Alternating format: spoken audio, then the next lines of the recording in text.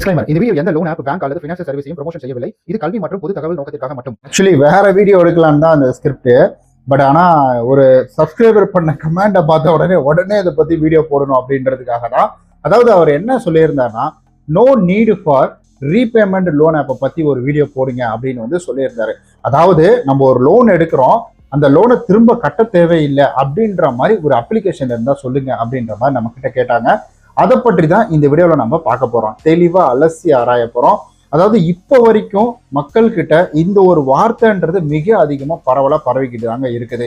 So அதனாலதான் இந்த ஒரு கேள்வி அப்படின்றது, ஒரு லோன் அப்படின்றது எடுக்கிறோம் அப்படின்னா அதை ரீபேமெண்ட் சரியா தவறா அப்படின்ற எல்லா விஷயத்தையும் ரொம்ப தெளிவா பார்க்கலாம். வீடியோ ஸ்கிப் பண்ணாம பாருங்க. ஒரு அப்ளிகேஷன் ஆர்பிஐ கிட்ட அங்கீகாரம் வாங்கியோ அல்லது ஆர்பிஐ கிட்ட அங்கீகாரம் வாங்காமலையோ ஒரு லோன் அப்படின்றது கொடுக்குறாங்கன்னா, அல்லது நம்ம ஒருத்தர்கிட்ட இருந்து ஒரு பணம் அப்படின்றத வாங்குறோம் அப்படின்னாலே அதை ஒரு கடனா தான் கருதுறாங்க.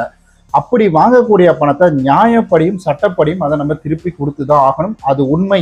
நீங்க அவங்க கிட்ட கேட்டீங்க, அந்த பணத்தை அவங்க கொடுத்தாங்க அப்படின்னா அதை திருப்பி கட்ட வேண்டியதுதான் நியாயம். அதுதான் சட்டப்படியும் கூட.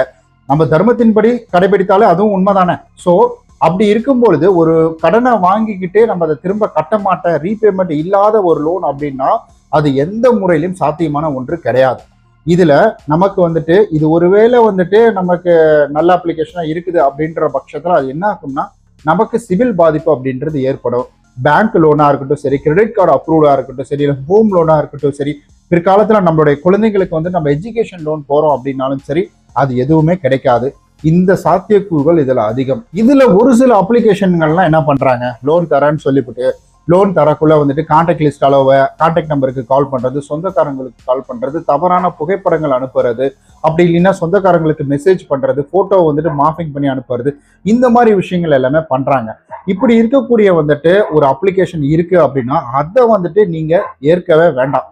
நான் என்ன சொல்லுவேன்னா, இதை நீங்க வேற கோணத்துல பிரிச்சு பார்க்கணும்.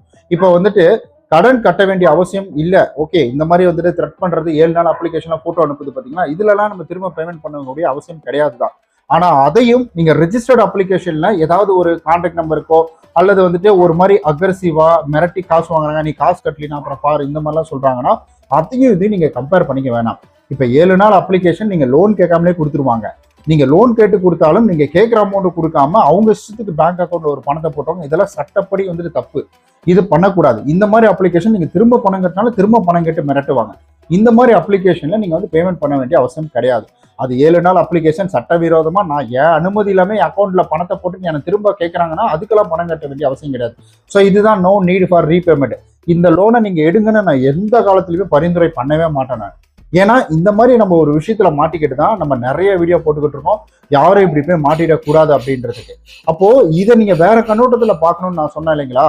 இப்போ ஒரு ரிஜிஸ்டர்ட் அப்ளிகேஷன்ல உங்களை மிரட்டுறாங்க, திட்டுறாங்க, இந்த மாதிரி தப்பான போட்டோஸ் கூட அதுலயே அனுப்புறாங்கன்னு வச்சுக்கோங்களேன். இதுல பேமெண்ட் கட்டாம இருக்கிறது சொல்யூஷன் அப்படின்றது கிடையாது. உடனடியா நீங்க என்ன செய்யணும்னா, இவங்க பண்ணக்கூடிய சட்டவிரோதமான செயலை உடனே ஒரு ப்ரூஃபா மாத்தி நீங்க எந்த நிறுவனமோ அந்த நிறுவனத்துக்கு மெயில் அனுப்புங்க. இல்ல ஆம்பிஸ்மேன்லயோ இல்ல ஆர்பிஐலயோ இல்ல சைபர் செக்யூரிட்டி போர்ட்டலையோ நீங்க 1930 கால் பண்ணி கம்ப்ளைண்ட் அப்படின்றத கொடுக்கணும். இதுதான் முறையான வழி. நான் அவன் அசிங்கமா திட்டான், அதுக்காக நான் பணம் கட்ட மாட்டேன் அப்படின்னா அதுக்கு இது சொல்யூஷன் அப்படின்றது கிடையாது. நீங்க கட்டலினாலும் இப்ப கலெக்ஷனுக்கு வராங்க பாத்தீங்கன்னா அவங்களுக்கு ஒரு பிரச்சனையும் கிடையாது. அவங்க அடுத்த ஆளை பார்த்துட்டு போயிடுவாங்க. ஸோ இப்ப என்ன ஆகும் அப்படின்னு கேட்டீங்கன்னா, இப்போ அவங்க இன்னும் தைரியமா வேற ஆளை திட்டுறதுக்கோ வேற ஆளை அபியூஸ் பண்றதுக்கோ அவங்க போயிடுவாங்க. பட் இப்போ என்ன ஆகும்னு கேட்டீங்கன்னா, உங்களுடைய சிபில் தான் பாதிக்கும். உங்களுடைய சிபில் கண்டிப்பா பாதிக்கும். ஃபியூச்சர்ல லோன் கிடைக்காது.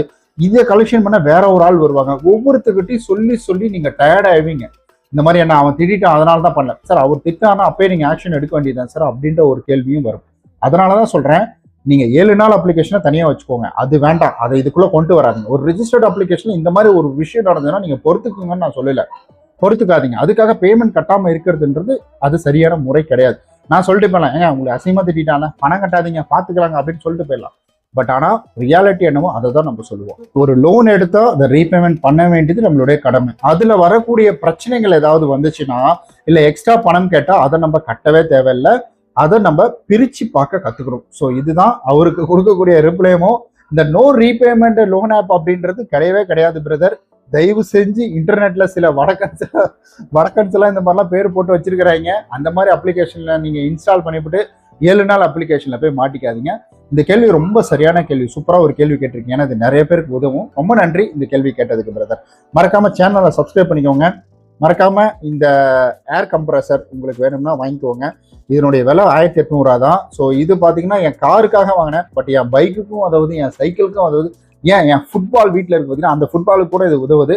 நிறைய விதத்தில் இது யூஸ்ஃபுல்லாக இருக்கு. வேணா வாங்கிக்கோங்க. ஏன்னா வெயில் காலத்தில் அடிக்கடி காற்று சர்சஸ்ன்னு இறங்கிட்டே இருக்குது.